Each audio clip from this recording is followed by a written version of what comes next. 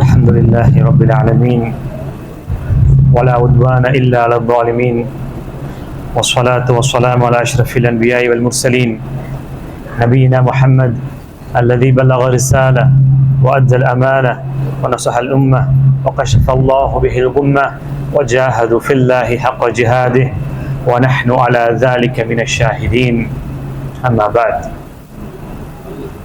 புகழனைத்தும் இந்த பிரபஞ்சத்தை படைத்து பரிபாலித்து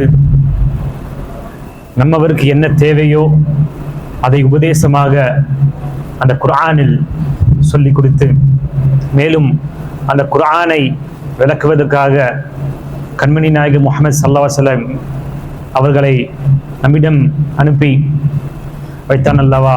அப்பேற்பட்ட அல்லாஹ் சுப்ஹானஹு வ தஆலா ஒருவனுக்கு மட்டுமே அனைத்து புகழும் அனைத்து போற்றுதலும். மேலும் யார் அல்லாஹ் சுப்ஹானஹு வ தஆலாவோட உபதேசத்தை பின்பற்றுகிறார்களோ அவருக்கு தான் ஈருலகத்திலும் வெற்றி. யார் அல்லாஹ்வோட உபதேசத்தை புறக்கணிக்கிறார்களோ அல்லது பொய்ப்படுத்துகிறார்களோ அவர்களுக்கு துனியாவிலும் நஷ்டம், நாளைக்கு மறுமையிலும் நஷ்டம். அது மட்டுமல்ல, அவர் துனியாவில் வாழ்றப்ப ஒரு மிருக மாதிரியான ஒரு வாழ்க்கையை தான் அவர் வாழ்வார். மேலும் சலாமும் சாந்தியும் கண்மணி நாயகம் முஹம்மது ஸல்லல்லாஹு அலைஹி வஸல்லம் மீதும் அவர்களை பின்பற்றின உத்தம சத்திய சஹாபாக்கள் மீதும் குறிப்பாக இங்கு அமர்ந்திருக்கும் நம்மவர்கள் மீதும் என்றென்றும் உண்டாவட்டுமாக. கண்ணியமிக்கவர்களே, அல்லாஹ் சுப்ஹானஹு வ தஆலாவோட ஒரு மிகப்பெரிய ஒரு அருள்கொடை நமக்கு கடமையாக்கப்பட்டுள்ள இந்த தொழுகையை, ஜும்மா தொழுகையை நிறைவேற்றிவிட்டு அதில் ஹதீப் அவர்கள் அரபி மொழியில் என்ன உபதேசத்தை இந்த சமுதாயத்துக்கு செய்தார்களோ அதை நாம் தெரிஞ்சுக்கிறதுக்காக இங்கு அமர்ந்திருக்கிறோம். அல்லாஹ் சுப்ஹானஹு வ தஆலா இந்த அமலை நம்மிடமிருந்து கபூல் செய்வானாக. கண்ணியமிக்கவர்களே, இன்னைக்கு நம் பலரும் எதிர்பார்க்கக்கூடிய அல்லது கேட்கக்கூடிய ஒரு கேள்விதான் மதா நஸ்ருல்லாஹ், அல்லாஹ்வின் உதவி, அல்லாஹ்வின் வெற்றி இந்த சமுதாயத்துக்கு எப்ப வரப்போகுது? இன்னொரு கேள்வியும் கேட்போம், எப்பதான் நாம் இந்த பள்ளியில் அமைதியாக தொழுதது போல் பைத்துல் முகத்திஸில் எப்ப நாம் தொழ முடியும் என்ற கேள்வியும் பலரும் உள்ளத்தில் இருக்கும். ஏன் இந்த சமுதாயத்துக்கு வெற்றி என்பது தள்ளி போடப்படுது என்பதை நாம் கொஞ்சம் அல்லாஹ்வின் உபதேசத்தை கொண்டு ஆராய்ச்சி பார்க்க வேண்டும். கண்ணியமிக்கவர்களே, அல்லாஹ் சுப்ஹானஹு வ தஆலாவோட இஷ்டம், அவன் நாடியதை செய்யக்கூடியவன், அவன் நாடியதை கட்டளையிடக்கூடியவன். அவனை கேள்வி கேட்கக்கூடிய அதிகாரம் நம்மிடம் கிடையாது, ஆனால் அவன்தான் நம்மிடம் கேள்வி கேட்பான். அப்பேற்பட்ட அல்லாஹ் சுப்ஹானஹு வ தஆலா இந்த மார்க்கத்தை, இந்த தீனுல் இஸ்லாத்தை, அனைத்து மதங்களை கம்பேர் பண்றப்ப மேலோங்க வைக்கிறதுக்காக பல நபிமார்களை அல்லாஹ் சுப்ஹானஹு வ தஆலா, பல ரசூல்மார்களை அல்லாஹ் சுப்ஹானஹு வ தஆலா இந்த பூமிக்கு அனுப்பி தாவத் பண்ணி வச்சிருக்கிறான். எத்தனை நபிமார்கள் இருந்தார்களோ அத்தனை நபிமார்களுக்கும் சில பின்பற்றக்கூடியவர்கள் இருப்பார்கள். அதே நேரத்தில் அந்தந்த நபிமார்களுக்கும் எதிரிகளும் அதே போல இருப்பார்கள். அந்த நபிமார்களையும் அவர்கள் சொல்ல வந்த உபதேசத்தையும் தாவத்தையும் நேசிக்கக்கூடியவர்கள் இருப்பார்கள், அதை வெறுக்கக்கூடியவர்களும் இருப்பார்கள். அந்த நபிமார்களை ஆதரிச்சு அவர்களுக்கு உறுதுணையாக நின்று வெற்றி கொடுக்கக்கூடியவர்களும் இருப்பார்கள். அவர்களை ஏமாற்றி நிஃபாக் தானத்தை கொண்டு அவர்களுக்கு தோல்வி கொடுக்கக்கூடியவர்களும் இருப்பார்கள். அப்பேற்பட்ட ஏற்பாடில் தான் கண்மணி நாயகம் முஹம்மது ஸல்லல்லாஹு அலைஹி வஸல்லத்துக்கு மிகப்பெரிய ஒரு ஃபாலோவர்ஸ். அவருக்கு அல்லாஹ் சுப்ஹானஹு வ தஆலா சஹாபாக்களை கொண்டு வெற்றியை கொடுத்தான். அல்லாஹ் சுப்ஹானஹு வ தஆலா நபிமார்களை மட்டும் தேர்ந்தெடுக்கிறார். அடுத்து முஹம்மது ஸல்லல்லாஹு அலைஹி வஸல்லம் மட்டும் இத்தனை கோடான கோடி மக்கள் மத்தியிலிருந்து மட்டும் தேர்ந்தெடுக்கல. அந்த நபிக்கு யாரு உறுதுணையாக நின்று வெற்றி கொடுக்க வேண்டும் என்பதையும் அவன் தான் தேர்ந்தெடுத்தான். அதனால்தான் அபூபக்கரையும், உமரையும், உஸ்மானையும், அலியையும் இன்னும் பல சஹாபாக்களையும் அல்லாஹ் தேர்ந்தெடுத்தான். நாம் அங்க இல்லையே. அடுத்தபடியாக முஹம்மது ஸல்லல்லாஹு அலைஹி வஸல்லம் அடுத்து மிகப்பெரிய ஒரு ஃபாலோவர்ஸை வைத்திருந்த ஒரு நபிதான் மூசா அலைஹிஸ்ஸலாம். இன்னும் சொல்ல போனால் இந்த குர்ஆனை நாம் புரட்டி பார்த்தோம் என்றால் என்னமோ முழுக்க முழுக்க மூசாவோட வரலாறே இருக்கும் போல அந்த மாதிரியான ஒரு ஒரு ஒரு புத்தகம். அவ்வளோ எந்த சூறாவை எடுத்தாலும் சரி, எந்த ஜூஸை எடுத்தாலும் சரி, மூசா அலைஹிஸ்ஸலாத்தோட விஷயங்கள், அவர்கள் சமுதாயத்துக்கு அவர்கள் செய்த காரியங்களை சொல்லாமல் இருந்ததே கிடையாது. ஆனால் அப்பேற்பட்ட நபி மூசா அலைஹிஸ்ஸலாம் அவர்களுக்கு ரொம்ப குறைவான ஃபாலோவர்ஸ் தான் இருந்தார்கள். அதே நேரத்தில் இருக்கக்கூடிய மக்கள் பெரிய கௌம் இருந்துச்சு, பெரிய கூட்டம் இருந்துச்சு மூசா அலைஹிஸ்ஸலாம் கூட. ஆனால் அதில் பெரும்பாலான பேர்கள் மூசா அலைஹிஸ்ஸலாத்துக்கு துரோகம் செய்தார்கள். மூசா அலைஹிஸ்ஸலாத்தோட கட்டளையை நிராகரித்து தான் வாழ்ந்தார்கள். அந்த ஒரு காரணத்துக்காக தான் அந்த காலத்திலிருந்து இந்த காலம் வரைக்கும் அவர்கள் மீது சாபம் உண்டாகிட்டே இருக்கு. அல்லாஹ்வோட கோபத்துக்கு ஆளான கூட்டம் மூசா அலைஹிஸ்ஸலாத்தோட கூட்டம், யஹூதிகளோட கூட்டம். அல்லாஹ் சுப்ஹானஹு வ தஆலா மூசா அலைஹிஸ்ஸலாத்துக்கு கட்டளை இடுகிறான். எப்ப தெரியுமா கட்டளை இடுறான்? எப்ப அந்த மூசா அலைஹிஸ்ஸலாத்தோட மக்கள் ஃபிரௌனோட அந்த கொடூரமான அந்த இதிலிருந்து தப்பித்து தன் கண்களால் அந்த கடல் கலக்கதை பார்த்து ஃபிரௌன் கொல்லப்பட்டதெல்லாம் பார்த்ததுக்கு அப்புறம் அந்த அந்த அந்த மக்கள் பலஸ்தீனை நோக்கி வருகிறார்கள். அப்ப அல்லாஹ் கட்டளை இடுகிறான் மூசா அலைஹிஸ்ஸலாத்துக்கு, இந்த மக்களை கொண்டு நீங்கள் இந்த பைத்தல் முகத்தஸை கான்கர் பண்ணுங்க, அதாவது போய் போர் செய்து புடிங்கள், ஜிஹாத் செய்து புடிங்கள் என்று. ஆனால் அனைத்தும் அறிந்த அந்த மக்கள், அல்லாஹ் தான் உண்மையானவன் என்று அறிந்த மக்கள், அல்லாஹ்வுடைய முஅஜிசாக்களை கராமத்துகளை பார்த்த அந்த மக்கள் நிராகரித்து விட்டார்கள். நிராகரித்து சூரத்துல் மாயிதால வரக்கூடியது, நிராகரித்து மூசா அலைஹிஸ்ஸலாம் சொன்னார்கள், நீங்களும் உங்கள் ரப்பும் போய் சண்டையிட்டு வாருங்கள், நாங்கள் இங்கே இருக்கிறோம். காரணம் என்ன? அங்க ஜப்பாரீன்கள் இருக்கிறார்கள். ஜப்பாரீன்கள் என்றால் ரொம்ப பவர்ஃபுல்லான ஒரு ரொம்ப அரக்கன்கள் மாதிரி இருக்கக்கூடியவர்கள். ஜப்பாரீன்கள் அங்க பலஸ்தீனில் இருக்கிறார்கள். எனவே நீங்கள் அவர்கள்ட்ட போய் சண்டை போட்டுருவாங்க, அதுக்கப்புறம் நாங்கள் வருவோம் என்று சொன்னார்கள். இதை கவனித்துக் கொண்டிருந்த இரண்டு நபர்கள், மூசா அலைஹிஸ்ஸலாத்துக்கு ஆதரவாக இருந்த இரண்டு நபர்கள் அந்த மக்களை பார்த்து சொன்னார்கள், அல்லாஹ்வோட கட்டளை பின்பற்றுங்கள், நீங்கள் உள்ள போனீர்கள் என்றால் நாம் தான் வெற்றியாளர்களாக இருப்போம் என்று அல்லாஹ் மீது தவக்கல் வைகள் என்று அறிவுரையை ஊற்றினார்கள் அந்த இரண்டு மக்கள். அது யார் என்று சொல்கிறேன். இதிலிருந்து ஒரு சின்ன ஒரு விஷயம் நம்மளுக்கு என்ன புரிய வருது என்றால், என்னதான் எதிர் தரப்பில் இருக்கக்கூடியவர்கள் மிகப்பெரிய ஒரு பலசாலியா இருந்தாலும் அல்லாஹ் மீது தவக்கல் வைத்து நாம் உள்ள இறங்கணும் என்றால் வெற்றி நிச்சயம் ஈமான்தாரிகளுக்கு தான். வலாகிபத்துலில் முத்தகீன், தக்வாதாரிகளுக்கு தான் அந்த வெற்றி. கம் மின் ஃபியத்தின் கலீலத்தின் கலபத் ஃபியத்தின் கஸீரத் பிஇذنில்லாஹ். எத்தனை சிறிய சிறிய கூட்டங்கள், எத்தனை பெரிய பெரிய கூட்டங்கள் சிறிய கூட்டங்களை கொண்டு தோற்கடிக்கப்பட்டது அல்லாஹ்வுடைய உதவியை கொண்டு, அல்லாஹ்வுடைய நாமத்தை கொண்டு என்று குர்ஆனோட வசனங்கள் நாம் படிக்கிறோம் இல்லையா? அதை எப்ப தத்பீகை எப்ப நாம் பார்க்க போகிறோம்? கண்ணியமிக்கவர்களே, அந்த இரண்டு நபர்கள் சொன்னார்கள், ஆனால் அந்த மக்கள் நிராகரித்து விட்டார்கள். அதுக்கு அல்லாஹ் சுப்ஹானஹு வ தஆலா அவர்களுக்கு கொடுத்த தண்டனை என்ன தெரியுமா?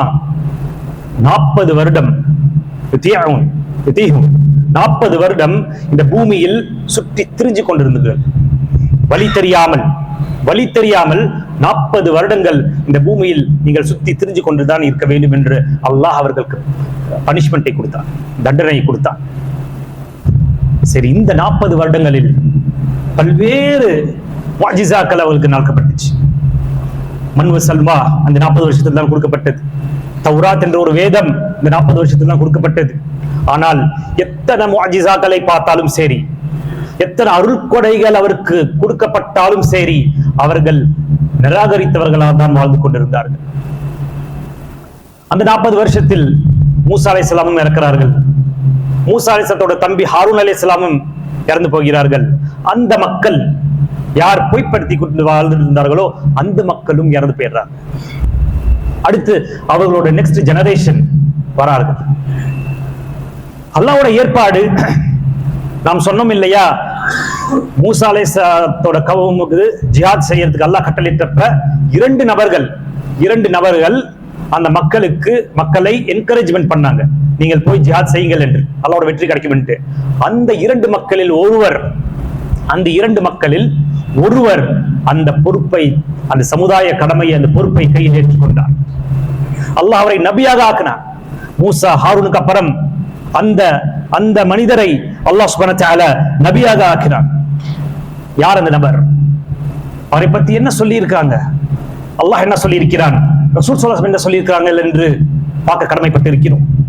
அவர்கள் தான் யூஷா பின் நூன்.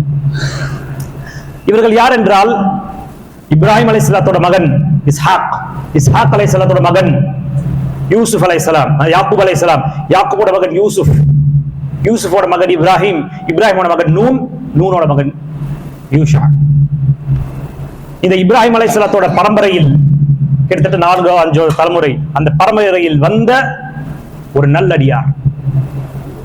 யார் மூசா அலைஹிஸ்ஸலாத்து கூட கடைசி காலம் வரைக்கும் மூசா அலைஹிஸ்ஸலாத்து கூட இருந்தாரோ, யார் மூசா அலைஹிஸ்ஸலாத்துக்கு இந்த சூரத்துல் கஹ்ஃப்ல வரக்கூடிய நிகழ்வு இருக்கு இல்லையா, அந்த படகுல போறாங்க ஹிதர் அலைஹிஸ்ஸலாத்தை பார்க்கிறதுக்குன்ட்டு, அந்த படகில் போன ஒரு பையன் மூசா அலைஹிஸ்ஸலாத்தோட வேலைக்காரன் சொல்லலாம், அல்லது மூசா அலைஹிஸ்ஸலாத்துக்கு உதவியாளராக இருந்த இவர்தான் யூஷா. இவர்தான் அந்த மக்களை, நாங்கள் உள்ள போக மாட்டோம் என்று சொல்லக்கூடிய அந்த மக்களை, நாங்கள் ஜிஹாத் செய்ய மாட்டோம் என்று சொல்ற மக்களை நீங்கள் செய்யுங்கள், அல்லாஹ் உங்களுக்கு வெற்றி கொடுப்பான் என்று சொன்னவர்.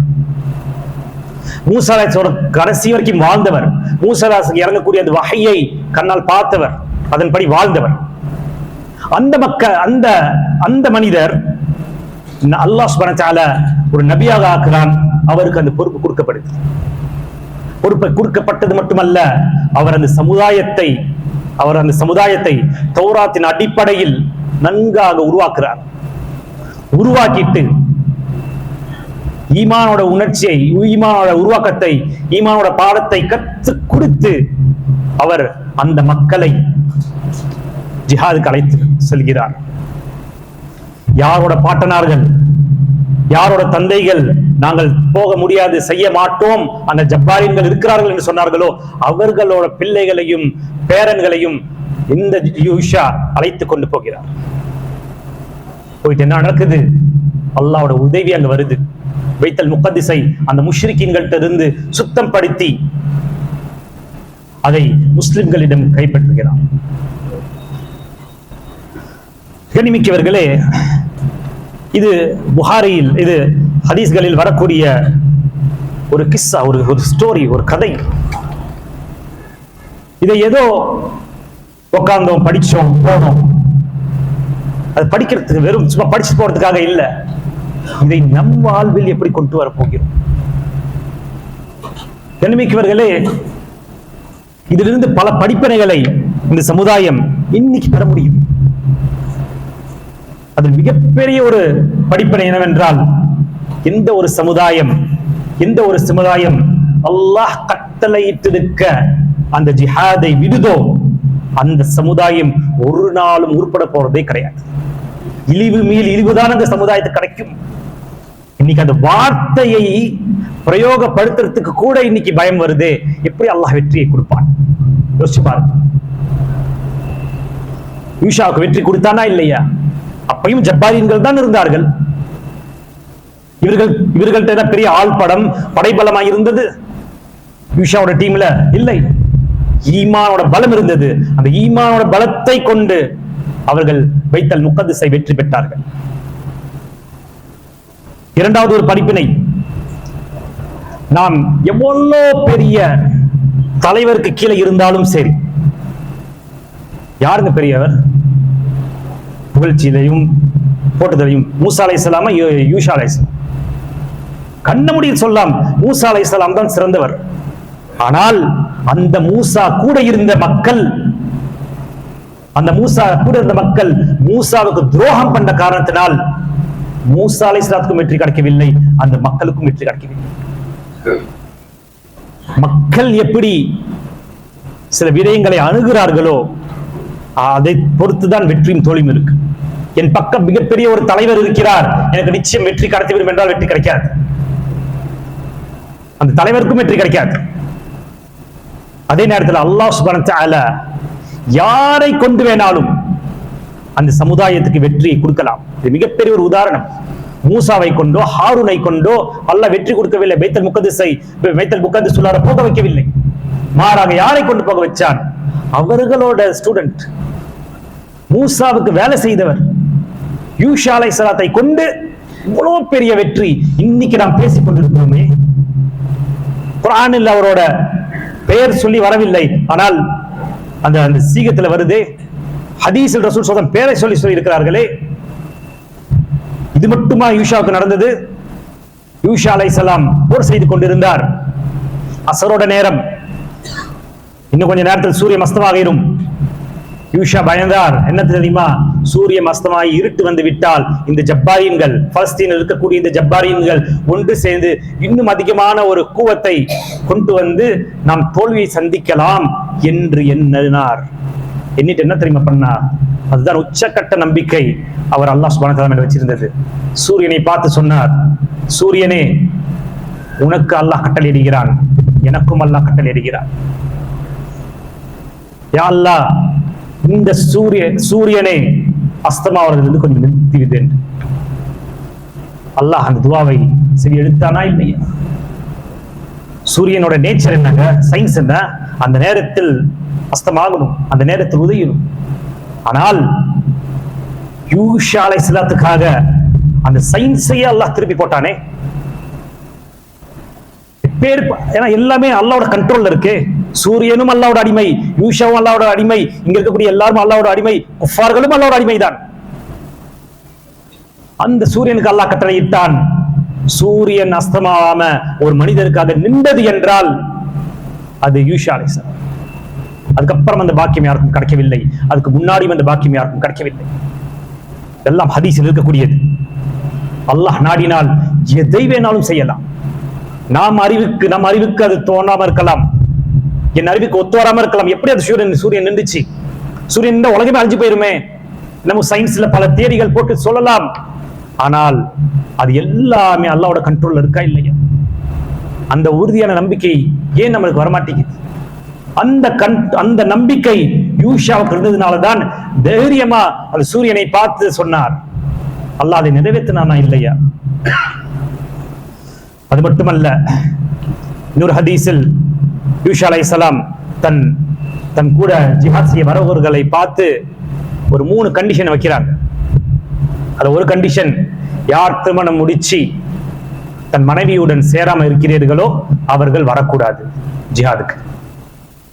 இரண்டாவது கண்டிஷன், யார் வீடு கட்டிட்டு அவரோட மேல் கூரையை போடாம இருக்கிறீர்களோ அவர்கள் வரக்கூடாது.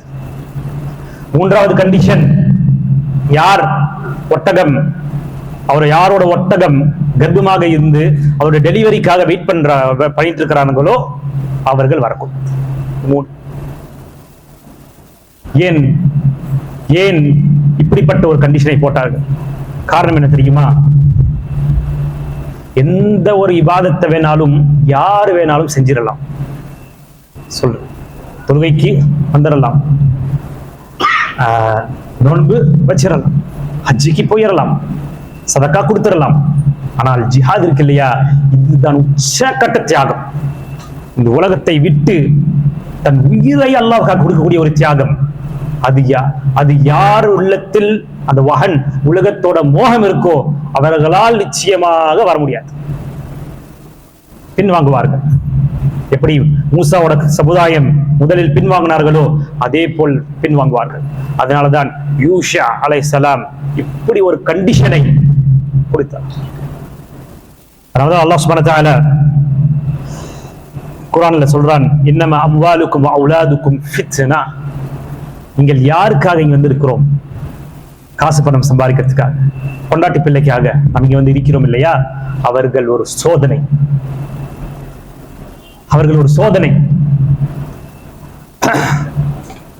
அடுத்த அல்லாஹ் சுப்ஹானஹு வ தஆலா அடுத்த படிப்பினை பார்த்தீங்கன்னா மிகப்பெரிய ஒரு படிப்பினை, இன்னைக்கு பொருந்தக்கூடிய ஒரு படிப்பினை. மூசா அலைஹிஸ்ஸலாம் எழுதக்கூடிய கௌம் மிகவும் நிராகரித்து வாழ்ந்த ஒரு கௌம் யஹூதிகள். அந்த யஹூதிகள் அந்த காலத்தில் இருந்து இந்த காலம் வரைக்கும் ஒரே மாதிரி தான் இருக்கிறார். பொய்கள், பித்தலாட்டம், முஸ்லிம்களுக்கு எதிராக நடக்கக்கூடிய துரோகங்கள் எல்லாம் செய்யக்கூடியவர்கள் தான் இந்த யஹூதிகள். அதனாலதான் அல்லாஹ்வோட கோபம் அவர்கள் மீது என்றென்றும் இருக்குது. இந்த யஹூதிகள்கிட்ட இருந்து இன்னைக்கும் அக்ஸாவை மீட்டெடுக்க வேண்டும் என்றால் இந்த யூஷா அலைஹிஸ்ஸலாம் கொடுத்த அந்த வழிமுறை தான். கண்ணிமிக்கவர்களே, 3 முறை இந்த பைத்துல் முகத்தஸ் மீட்கப்பட்டிருக்கு. ஒரு முறை யூஷா அலைஹிஸ்ஸலாம் மூலமாக, 2வது முறை உமர் ரலியல்லாஹு மூலமாக, 3வது முறை ஸலாஹுத்தீன் அய்யூபி மூலமாக. கண்ணிமிக்கவர்களே, இது 3 முறையும் பேச்சுவார்த்தை மூலமாக அவங்க வீட்டில் போர் செய்துதான் அவர்கள் அந்த இடத்தை, அந்த புனித இடத்தை மீட்டார். காரணம் என்னவென்றால் அந்த இடம் ஈமான்தாரிகளுக்கு சொந்தமான இடம், யஹூதிகளுக்கோ நஸ்ரானிகளுக்கோ சொந்தமான இடம் கிடையாது. அல்லாஹ்வை வெறுத்து வாழக்கூடியவர்களுக்காக ஒதுக்கப்பட்ட இடம் கிடையாது. அது நமக்கான இடம். அந்த இடத்தோட வெற்றி வேண்டும் என்றால் இவர்கள் செல்லக்கூடிய வழிமுறைகள் மட்டும்தான் செலுத்த முடியும். வேற எந்த ஒரு வழிமுறையை கையாண்டாலும் நாம் தான் இழிவுபடுவோம். இன்னைக்கு பார்க்கிறோமா இல்லையா? இழிவுபட்டுக் கொண்டிருக்கிறது. மிகப்பெரிய ஒரு படிப்பினை இந்த மாதிரி கிஸ்ஸாவில் குர்ஆன்ல பல இடத்துங்கள்ல இருக்கு. அதனால்தான் அல்லாஹ் சுப்ஹானஹு வ தஆலா சொல்கிறான், அஃபலா ததப்பரூனல் குர்ஆன், நீங்கள் இந்த குர்ஆன் இருக்கக்கூடிய வசனத்தை கொண்டு சிந்திக்க மாட்டீர்களா? அவ் அலா குலூபிஹிம் அக்ஃபாலுஹா, அல்லது உங்க உள்ளங்கள் பூட்டப்பட்டிருக்கா? ஆனா கொடுமை என்ன தெரியுமா? குர்ஆன்கள் இன்னைக்கு தொடர்ந்து இருக்கு, தஃப்சீர்கள் இன்னைக்கு தொடர்ந்து இருக்கு, அதிலிருந்து கற்கக்கூடிய பாடங்கள் இன்னைக்கு நிறைய இருக்கு. ஆனால் நம் உள்ளங்கள் பூட்டப்பட்டு கொண்டிருக்கு. ஃபஜ்ர் தொழுவதற்கே கஷ்டப்படக்கூடிய இந்த சமுதாயம் எப்படி பலஸ்தீனை மீட்டெடுக்க முடியும்? கொஞ்சம் சிந்திச்சு பாருங்கள். அதனாலதான் அல்லாஹ் சுப்ஹானஹு வ தஆலா கொடுத்திருக்கக்கூடிய இந்த உபதேசம் இது கதைகளுக்காகவோ சடங்கு சம்பிரதாயத்துக்காகவோ கிடையாது. அதை படித்து நம் வாழ்க்கையில் அதை கொண்டு வரதுக்காக தான். இதை நாம் கேட்டோமோ அதன்படி அமல் செய்யக்கூடிய பாக்கியத்தை அல்லாஹ் நாம் தர வேண்டும். அல்லாஹ் சுப்ஹானஹு வ தஆலா நம் வாழக்கூடிய இந்த காலத்திலே அந்த பைத்துல் முகத்தஸோட வெற்றியை அதை பார்க்க வைத்து நம் கண்ணை குளிர்படுத்துவானாக. இங்க எப்படி நாம் தொழுதமோ அதே போல் அங்கேயும் தொழுவதற்கான ஒரு பாக்கியத்தை அல்லாஹ் சுப்ஹானஹு வ தஆலா நம் அனைவருக்கும் தருவானாக. அதே நேரத்தில் அந்த நிலத்தை ஆக்கிரமிப்பு செய்திருக்கக்கூடிய அந்த ரிஜிஸ், அந்த யஹூதிகள், அவர்களை அல்லாஹ் சுப்ஹானஹு வ தஆலா முற்றிலுமாக அழித்து விடுவானாக. வாஹ்ரதான அல்ஹம்துலில்லாஹி ரப்பில் ஆலமீன் வ ஸல்லல்லாஹு வஸல்லம் அலா முஹம்மதின் வ ஆலிஹி வ ஸஹ்பிஹி வ தாபிஈன்.